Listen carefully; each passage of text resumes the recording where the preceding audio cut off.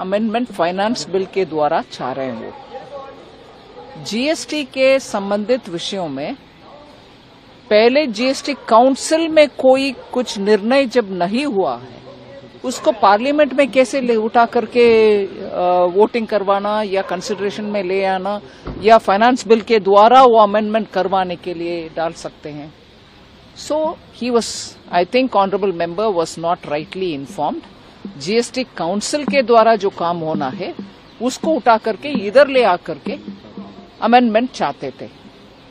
सही स्पीकर साहब ने उसको उठाया नहीं क्योंकि वो जीएसटी का मामला है, काउंसिल में ही पहले होना चाहिए.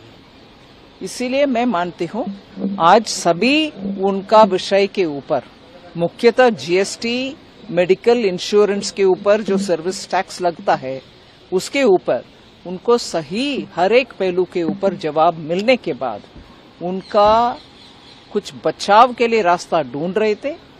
ये अमेंडमेंट का विषय के ऊपर कैसे मेरा अमेंडमेंट उठाया नहीं है वगैरह चिल्ला चिल्ला करके निकल गए बाहर, वॉकआउट करके चले गए. फाइनेंस बिल का पारित करने में उनका योगदान नहीं रहा.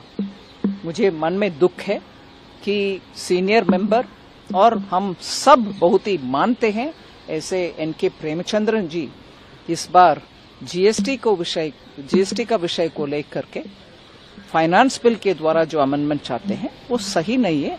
जीएसटी काउंसिल कॉन्स्टिट्यूशनली एक बड़ा सा बॉडी है, उसमें स्टेट वित्त मंत्रीगण भी बैठते हैं.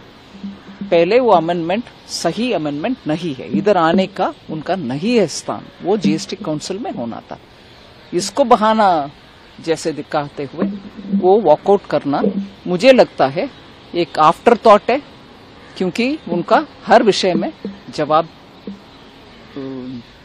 क्या बोलते हैं डंके के चोट पर मिल गए.